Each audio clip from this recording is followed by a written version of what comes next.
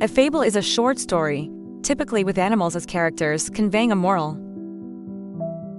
The Queen Bee and the Bear. Bazing awoke to the never-ending hum of her hive. She was the queen bee, responsible for the continued regeneration of her kin to keep the hive alive. A normal day in the hive included her entourage of attendants cleaning, feeding, grooming, and following her every move, so Bazing was free to perform her royal duties each day. She fondly called them her mama bees, because to become the queen bee, she had to kill her own mother when she was born. Her mama bees have been her most loving and protective companions her whole life. As Bazing moved towards her work for the day, the mama bees groomed her and fed her royal jelly. The jelly is needed to lay the thousands of eggs that kept the hive living. Almost all of the worker bees were ladies too. Every egg Bazing lays becomes a female bee, because she fertilized them herself. Only when her reserves diminish and a male bee fertilizes the eggs do male bees get born. Life within the hive was a chaotic frenzy of organized action at all times. Bazing often wondered if the hive would survive if there were more male bees. They were excellent workers, but the care to the eggs, which only the queen could lay, would diminish greatly, not to mention the competition that would arrive to fertilize the eggs. It would take the functioning chaos that was the flow of the hive and make it an aggressive torrent of domination, an end of cooperation for the pursuit of individual greatness. It seemed that nature knew best by making the hive mostly ladybees. Bazing began to lay her eggs in that day's cells, her mama bees attending her as the worker bees saw to the safety of the eggs' cradles. It was quick-paced work that made the day fly by without much that was unexpected. Suddenly, the whole hive shook. Worker bees immediately took flight from the hive to defend against whatever was causing the disruption. A buzzing swarm of worker bees flew out of the hive so quickly it looked like a cloud of smoke that hummed and vibrated threateningly.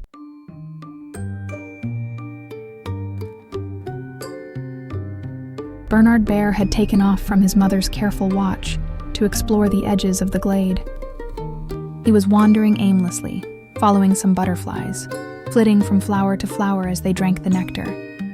Bernard was fascinated by how their bright colors shone, as their wings flapped while they ate. He would lay in wait for the butterflies to leave a flower. As soon as they were gone, Bernard would go sniffing the flowers to see what was so special about them that the butterflies found so enticing. This game of hide-and-seek with the butterflies went on for a couple hours when Bernard discovered a new interest to follow. One of the flower patches he approached to sniff had another type of flying thing attending them. Tiny, buzzing, winged critters busily flew from flower to flower collecting pollen on their little legs. They were striped yellow and black, with the pollen making little balls of bright yellow that clung to their body. Bernard had to get a closer look.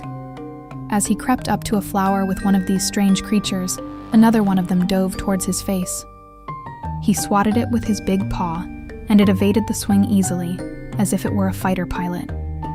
With the sudden movements made by Bernard, the rest of them took flight from their blooms and began to swarm him. Before he knew it, as he was watching them come in from different directions, one came in from behind and stung him on his ear. The sting hurt so bad, Bernard let out a growl while he stood on his hind legs swatting the air with his front paws. In his frantic motions, the creatures took him in the direction of a large tree in the middle of the glade. His ear was throbbing from the pain of thesting, causing him to sneeze, the force of which made the flowers dance. What were those things? He asked himself. Bernard was angry and wanted to find out why they went to that tree. Lowly growling, Bernard began walking towards the tree. Once he reached the base of the tree, he sniffed the air to see if he could identify where the creatures went. It took some time, but soon he could smell something sweet and heavy on the nectar. It smelled delicious and was coming from a hole in the tree. Bernard decided to climb. He stabilized himself on the branch closest to the hole, noticing more of the creatures flying in and out with that buzzing hum. The delectable smell was enticing so close to it, as he was now. Eyeing the hole, Bernard could see that he wouldn't be able to reach into it because it was too small. His ear was still throbbing, so he knew the danger. but that smell was too enticing for him to do the logical thing and leave it alone. Bernard grabbed the weakest-looking edge of the hole and yanked with all of his might, breaking a huge chunk away, making the hole large enough for him to reach in. Instantly, a huge swarm of the creature erupted from the enlarged hole and began to attack Bernard. Most of the stings hardly hit skin due to his thick fur. He reached into the hole amidst the frenzy of stinging and buzzing from every direction. His paw felt something almost hard give way under the pressure of his reach. Then a warm, thick liquid oozed between his fingers. Bazing and her mama bees narrowly escaped a large paw that came down on the honeycomb she was laying eggs on. That day, more of the worker bees took flight to defend the hive and their queen, while Bazing quickly moved to a space the paw couldn't reach. She could hear her workers furiously humming as the creature attached to the paw cried out in angry growls. The paw moved to another section of honeycomb, drawing nearer to the eggs of the new queen bees. The entire hive's existence was at stake, and Bazing knew what she had to do. Unlike her worker bees, Bazing's stinger wasn't barbed, meaning she could strike an enemy multiple times. It was time for her to become the warrior that protected the livelihood of her entire kin group. She took flight, with her mama bees in tow, and flew through the narrow gap the arm of the creature had left in its reaching. Bazing was a master strategist, finding the eyes of the creature to aim her attacks at. In seconds, she was on its face, her stinger repeatedly stabbing its left eye.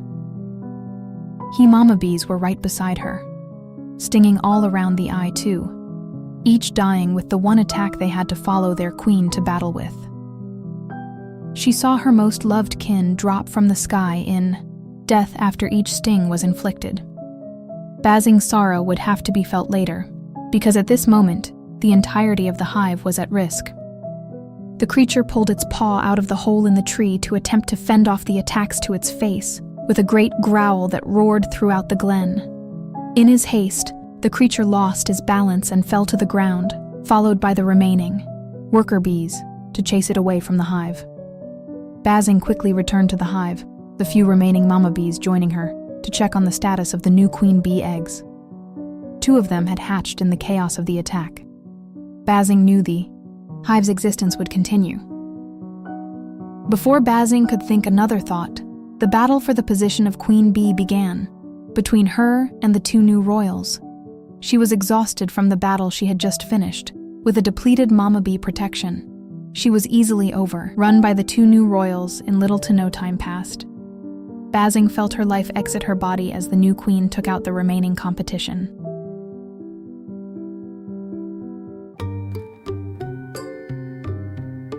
Bernard could barely see out of his left eye and had welts all over his body.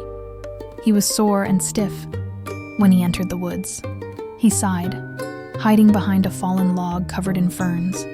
As he caught his breath, looking himself over for the damage, he realized his paw was covered in a sticky substance. It smelled so good. Bernard licked the sticky substance off of his paw and felt a surge of delight. This was worth every welt, he thought to himself, as he heard his mom searching the forest nearby for him. The moral of the story is, the obvious attacks from the outside world don't prepare you for betrayal from those you know as kin in your home.